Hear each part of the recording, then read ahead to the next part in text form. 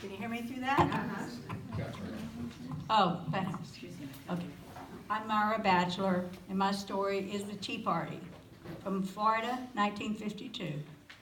The little brown legs hanging from the limb of the big oak tree were perfectly still. In fact, a passing observer might have thought them to be a couple of small branches. The legs were still because the little girl was staring intently at the scene before her. Her big brown eyes were taking it all in.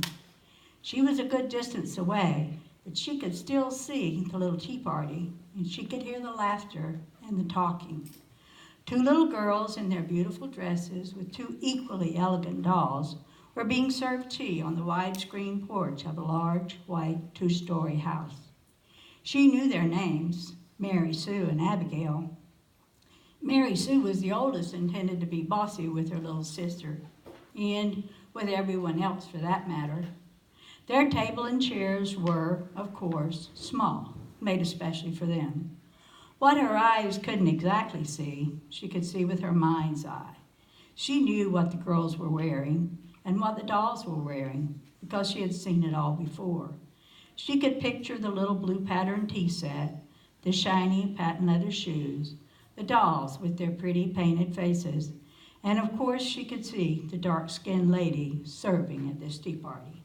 She could hear her soft, warm voice, and even though she couldn't hear exactly what she was saying, she could imagine.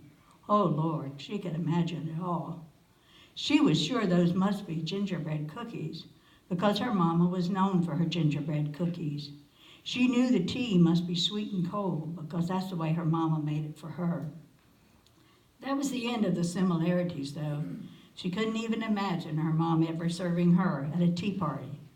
But then again, her corn-husk doll, made by her granddaddy, didn't exactly fit in such surroundings, and neither did she.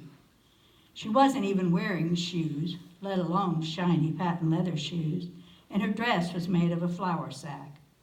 Although it covered her body adequately, it didn't do anything for her spirit, as she was sure those fancy dresses and patent leather shoes would have. One glance at her corn-husk doll, and she threw it to the ground. Even with the dress her mama had made for it and the hair she made from corn silk, she knew it couldn't compare, although she had loved it when Granddaddy made it for her. None of it made any sense to her, how people could live so differently, some in elegant white two-story houses, and some in little tar paper shacks in the quarters, like her. She watched the scene for as long as she could stand it, and then picked up her doll and silently trudged home. Mama wouldn't like it if she saw her hanging around. She wasn't supposed to come anywhere near this house, especially when Mama was working. She knew her mom would be tired when she got home tonight, but then again she was tired every night. She worked hard for the people in this big white house, and then she came home and took care of them. She cooked for her and her daddy, her little brother, and her granddaddy.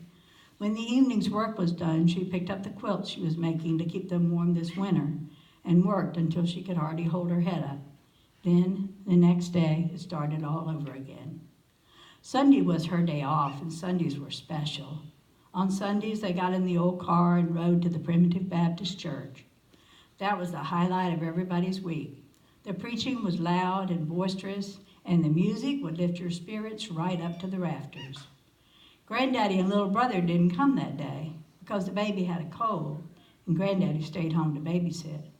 Maybe he didn't like church as much as she did because he offered to stay home with the baby. Sitting between Mama and Daddy in church, she could hear his deep bass voice, and her Mama sang like an angel. She could hit all those high notes, and you could see everybody watching and listening to her sing. This was the best part of every week, except maybe for the fried chicken she was sure would come later. Mama usually made fried chicken and mashed potatoes and biscuits on Sunday. Sometimes she even made a chocolate cake. Oh yeah, Sundays were good days. When the preaching was finished and all the goodbyes had been said, she and Mom and Daddy got in their car to head back to the house. They were having a good time. Daddy was teasing Mama, and she was laughing like she didn't have a care in this world. Maybe she didn't. One minute they were just having fun, but her daddy must have been driving too fast because somehow they didn't make the curve, and Mama's door flew open and out she went.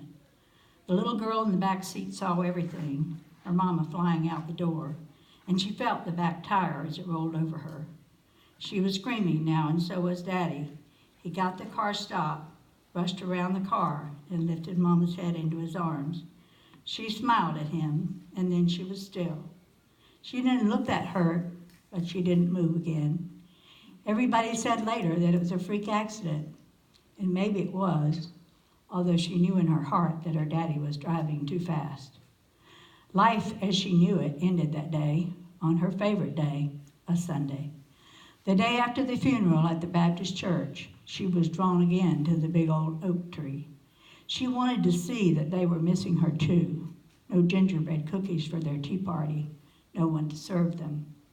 She couldn't believe her eyes. They were there all right, back on their porch with their beautiful dolls and tea set, and another brown-skinned hand was serving their tea. She was just close enough to tell it was Miss Lucy, the oldest woman in the quarters. She just couldn't tell if they were gingerbread cookies.